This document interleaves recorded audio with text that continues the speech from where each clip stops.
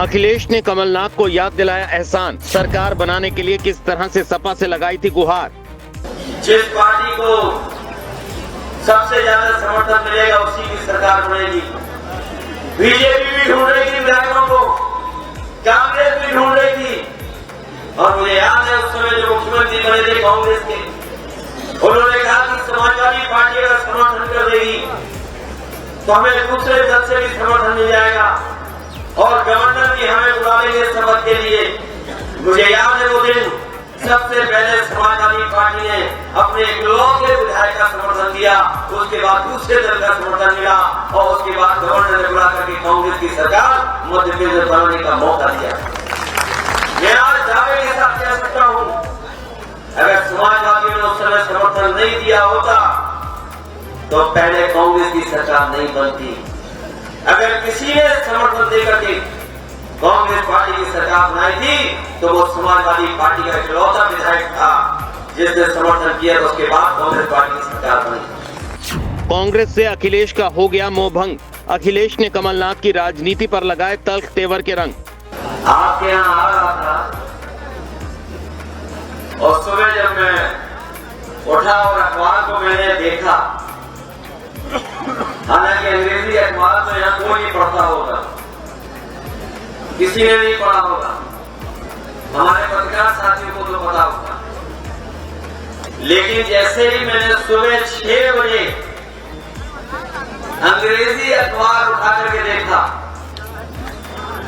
उसमें जो फ्रंट में सबसे बड़ी खबर थी वो खबर कांग्रेस पार्टी के नेता के नाम से मिलती जुलती खबर थी। जिनके नाम में ही कमल हो, जिनके नाम में ही कमल हो तो उनसे क्या उम्मीद कर सकते हो आप। और हम तो कहेंगे पत्रकार साथियों ये बात पढ़ लेना अंग्रेजी का, जो कल इंटरव्यू दिया है और इंटरव्यू में जो छपा है, मुझे नहीं पता कि मध्य प्रदेश की जनता इस बात को कैसे मिली, लेकिन उत्तर प्रदेश की जनता तो समझती है। अगर दूर से भी कोई बात कही जाती है तो जनता समझ लेती है कि किस दिशा में आप जा रहे हो। कमलनाथ की सियासत में अब अखिलेश को दिखने लगे भाजपाई फ्लेवर, अखिलेश के लिए कमलनाथ की सियासत बनी शातिर। जिनके नाम पे ही कमल हो तो उससे क्या उम्मीद करोगे आप। वो बीजेपी की भाषा ही बोलेंगे, कोई दूसरी भाषा नहीं बोलेंगे। और हमें जो जातिवादी कह रहे हैं, समाजवादी लोग कभी जातिवादी नहीं हो सकते। समाजवादी लोग तो हर वर्ग के लोगों को साथ जोड़ करके साथ चलने का काम करते हैं, वो कभी जातिवादी नहीं है। अगर कोई पलटी मार रहा है अपने सिद्धांतों कार्यक्रमों से तो वो दूसरे दल हैं। हमने अपने पहले वादे में कहा है और मैं आज कह रहा हूं आपसे,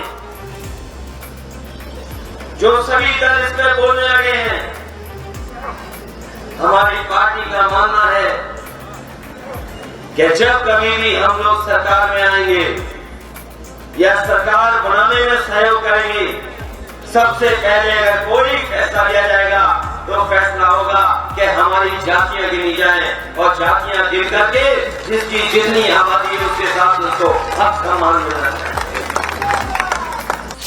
बातें बहुत सारी की अखिलेश ने, लेकिन एक बात ऐसी कि फर्क कांग्रेस और बीजेपी के बीच कितना, सब कुछ तरीके से समझाया। ये साथियों कहना चाहते हैं कि समाजवादियों की लड़ाई अलग है, इन बीजेपी और कांग्रेस के लोगों के बीच की लड़ाई है। और अगर सिद्धांत के रूप में देखोगे, कार्यक्रम के रूप में देखोगे तो ये दोनों दल एक से हैं। पहले बीजेपी कांग्रेस इन दोनों के सिद्धांत देख रहे हैं। जो लोग कभी कांग्रेस में थे वो भी बीजेपी में पहुंच गए और जो बीजेपी के लोग थे वो कांग्रेस में पहुंच गए। बताओ क्या बदला है, कहीं बदलाव तो बताता हूं मैं।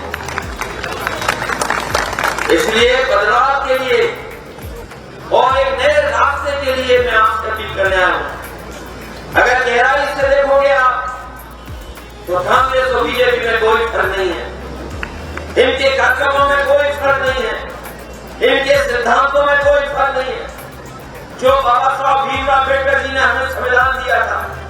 जिस संविधान के तहत हमें आरक्षण मिला था, हमें नौकरी और रोजगार मिलने लगा था, हमारे पिछड़े और दलित आगे बढ़ने लगे थे।